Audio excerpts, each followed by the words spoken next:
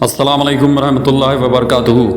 تہہ دل سے استقبال کرتے ہیں آپ کا ہمارے چینل دا ٹرو ریلیجن 72 پر۔ ہمیں سپورٹ کرنے کے لیے ہمارے چینل کو سبسکرائب کریں، ہماری ویڈیو کو شیئر کریں۔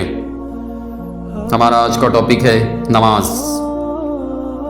قرآن کہتا ہے بے شک نماز برائی اور بے حیائی سے روکتی ہے اور اللہ کا ذکر سب سے بڑا ہے۔ سورہ العنکبوت۔ سوچئے اگر انسان نماز نہیں پڑھتا تو کیا ہوتا، اور اگر پڑھتا تو اسے کیسی زندگی اور کیسی آخرت ملتی ہے۔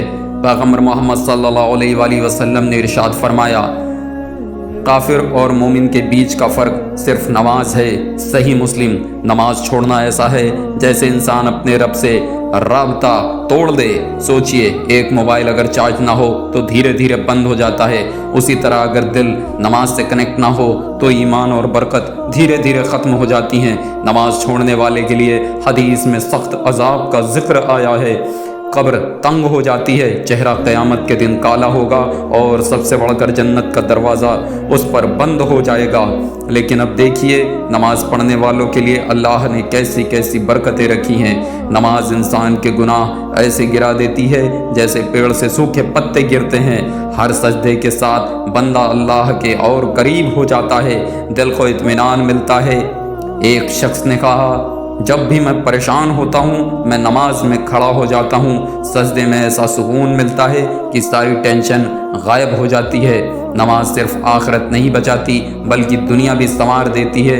یہ انسان کی عادتوں کو بہتر بناتی ہے، غصہ کم کرتی ہے، روزی میں برکت دیتی ہے۔ کتنے لوگ گواہی دیتے ہیں کہ جب انہوں نے نماز کی پابندی شروع کی تو ان کی روزی کھل گئی، گھر میں برکت آنے لگی اور رشتوں میں محبت بڑھ گئی۔ سوچئے جو اللہ ہمیں سب کچھ دیتا ہے، سانس، روزی، زندگی، تو کیا ہم اس کے سامنے دن میں 5 مرتبہ سجدہ نہیں کر سکتے؟ اگر ہم آج نماز نہیں پڑھیں گے تو کل قبر میں ہمیں کون بچائے گا؟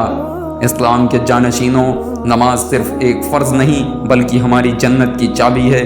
آج سے ارادہ کیجئے چاہے حالات کیسے بھی ہوں، نماز کی پابندی کریں گے، کیونکہ نماز سے بڑھ کر کوئی دوست، کوئی سہارا اور کوئی برکت نہیں۔ نماز سے انسان سیدھے اللہ سے رابطہ قائم کرتا ہے اور اللہ اس کی دعاؤں کو قبول کرتا ہے۔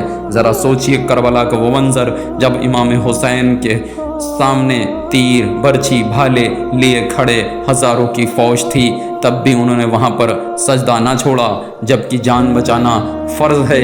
لیکن آقا کی امت کے لیے انہوں نے یہ پیغام دے دیا کہ دیکھو ظلم کے آگے نہیں جھکا، اپنے رب کے آگے میں جھکا ہوں۔